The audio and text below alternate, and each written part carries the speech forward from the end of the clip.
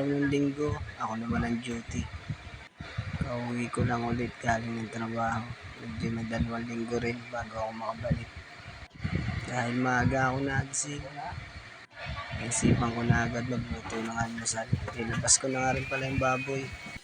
Dahil matigas pa, palalambutin ko muna sa tubig. Naka-frozen kasi. Habang dinetipos ko yung baboy, di pala, karning baboy pala. Naisipan ko muna magugas-ugas dyan. Medyo mahirap kasi kumilos kapag makalat.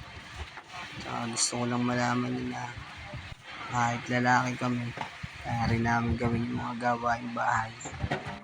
Hindi man kalinisan, pero at least gagampanan pa rin namin kahit paano.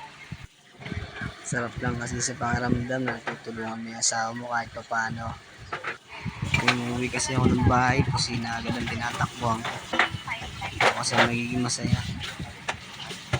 Dito halos ang tambayan ko. Magluto na magluto. Mas gusto ko kasi ako nagluluto kasi asawa ko. Ang usapang pagluluto, medyo hindi tayo papadaig dyan. Lalo na sa mga babae. Sa babae ng asawa natin. Sabi nga nila, samahan mo ng pagmamahal kung nagluluto ka. Sinimulan ko na nga pala pagmamarinig niyan. Lagyan ko ng paminta, betchin, more seasoning, saka asin. Sinatira nga rin pala yung Wonder Boy ba yun? Luluin mo lang yan. Ang ganyan mo lang, imekos mo na yan, insan. Medyo kinulang pa, kahit dinagdagan ko na gusto na nga sana halos sila at yan. Sinalang ko na rin pala yan. Mas malasa kayo talaga yung pagkain kapag kinakamay mo. Lalo na pagkain ka sa banyo. Paiba-iba kaya yung camera. Saan napupunta? I-get na nga rin pala ako ng bawang dyan para mamaya ayos din may lagay sinangag. Mas malasa kasi yun. Ewan ko ba kung bakit napakahilig ko sa sinangag. Mamaya lutuin ko na rin yan. Sana kayo sa aming kusina medyo makalat. Yan kasi ako pag kumikilos. Huwag kayong mag-alala, may magliligpit naman mamaya yan. Galing lang ako magkalat pero hindi ako magaling maglinis. Medyo maluluto na nga pala ang aming almusal. Pero itong baboy lang muna dahil wala pa kami nabibili. Hindi napunta ng palengke.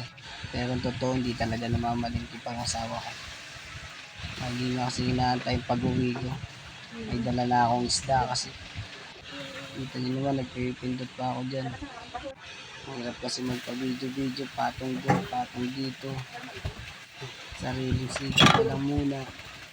Sinangag na nga palang babakbakan ko. Hindi bahaw yan, bagong saing yan.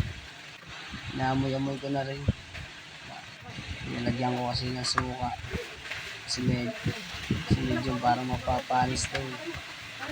Kung ano yung nilagay ko pang lalapang. Palasa dyan, talutag na ako. Iwaluin mo lang yan. Unas ng kaunti. Ito na. Mayari na nga. Sa wakas, makakain ulit. Iba pa rin talaga pag sa bahay kumakain. Side din lang natin yun. Sayang bigas. Mahal kasi. Naalala ko pa. Papababae ng bigas ng 20 pesos. Yung pala papataasin.